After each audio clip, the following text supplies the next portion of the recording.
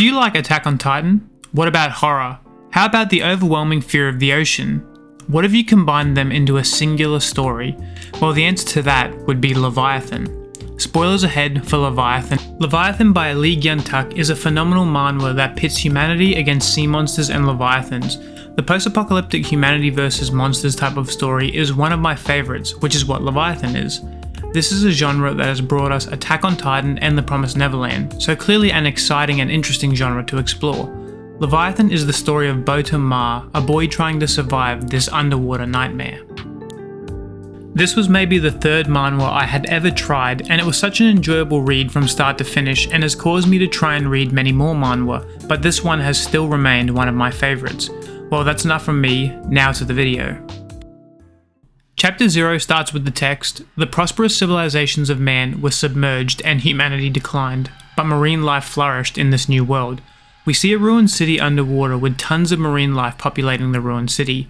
We then see a massive creature circling a ruined building that has remained above the water. Two children named Lita and Bota are seen, and Lita tells her brother Bota to look at something. They can see the mirage of someone standing out in the water. Bota panics and thinks it's a sea monster.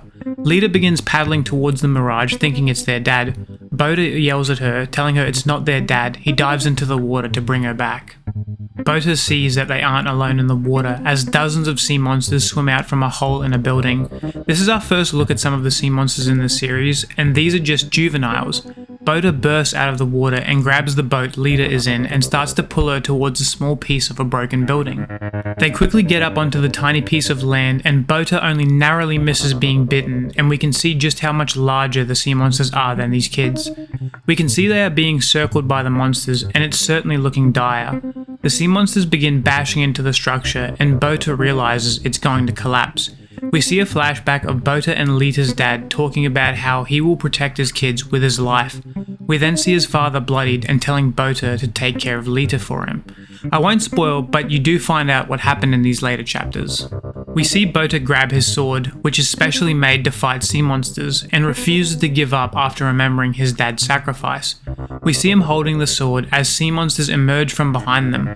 Bota quickly turns and stabs one of them, but Bota and Lita lose their balance and fall into the ocean. They quickly swim to a metal slab and think that the rubble has destroyed the rest, but Bota then hears something behind him as a hand reaches over the edge of the metal they're on. In the next image, we see they are surrounded by the monsters, and it's only a matter of time before they are eaten. Bota shouts for help and that he doesn't want to die, and in an instant, something impales one of the monsters. Bota and Lita turn, seeing another figure standing on the water, only this time, someone is actually there.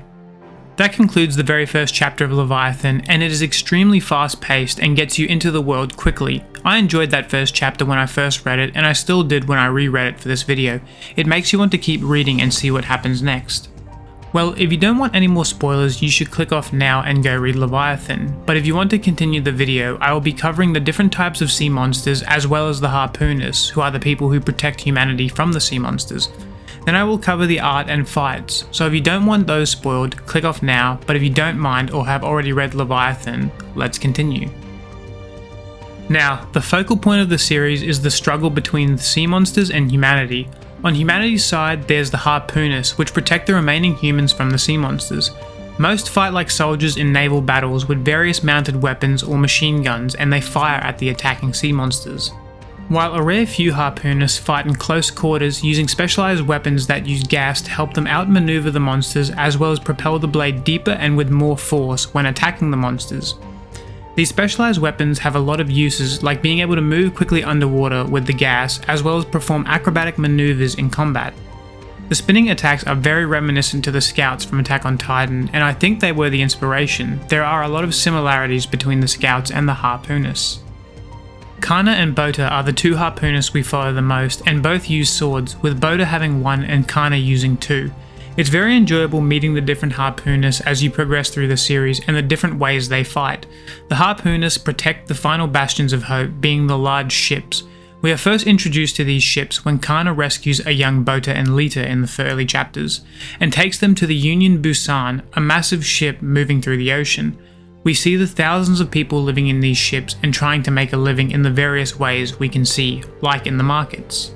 Now, in this world, there are sea monsters known as the 7 Sea Devils of the Sea, and they have earned that title for being exceptionally dangerous, and we meet one of these terrifying beasts early in the series.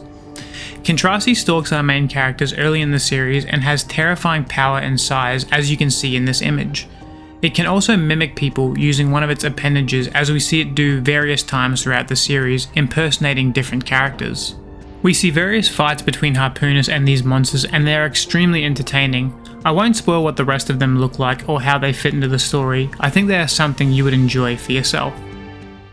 The art is gorgeous in Leviathan. I love the shots we get of the few habitable places for humans, like Port Oasis or floating New York City. They create a sense of awe seeing these massive structures in the middle of nowhere. The illustrators do an amazing job showing the chaos and beauty with these shots. My personal favourite is after Bota and Kana save people from a Leviathan's lair. They surface and we see this beautiful shot of the setting sun, and sets a hopeful tone after the stressful chapters that followed. The monster designs are amazing. They are ugly and scary and certainly unnerve in some scenes. The story never shies away from the gore and mayhem caused by the sea monsters, and like Attack on Titan, it adds to the fear and tension so well and creates the atmosphere of dread that keeps the reader interested in seeing how humanity might overcome these odds. I really like Genod's and Kentrasi's designs. Their hulking bodies and creepy facial expressions were so creepy you just couldn't wait for them to meet their ends and root for whoever dared challenge them. In the opposite of that, we have the human designs, and although Bota's is a little plain, I still think he looks fine, and it's probably better the author didn't go for something super unique. Kana has a cool design with the white hair and eye patch she wears. The characters' designs are not S tier or anything like that, but I think it fits the story very well. The outfits they wear when fighting are cool, except for Kana wearing basically nothing at the start of the story, but their tight suits that double as swimsuits are cool, and each harpoonist has their own unique suits that add to the uniqueness of each harpoonist. This all blends into the fights, which are amazing to read and are my favourite parts of Leviathan. They honestly remind me of From Software bosses, where you're just a small individual preparing to fight this massive, larger-than-life figure in the world.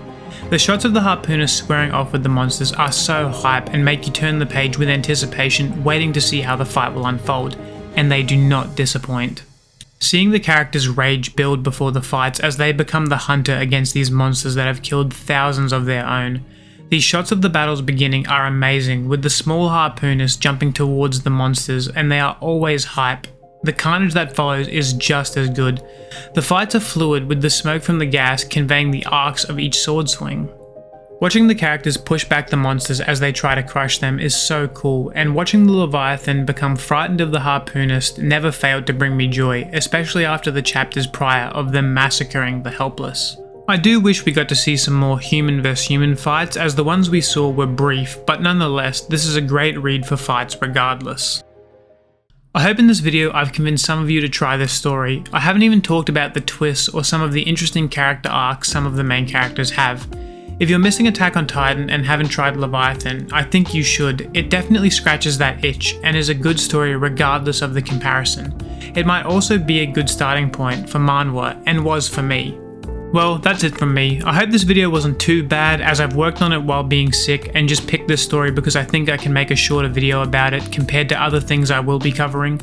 I will hopefully be back into the swing of things by the time this video is out, and I will return to uploading once a week. Okay, see you in the next one. Bye.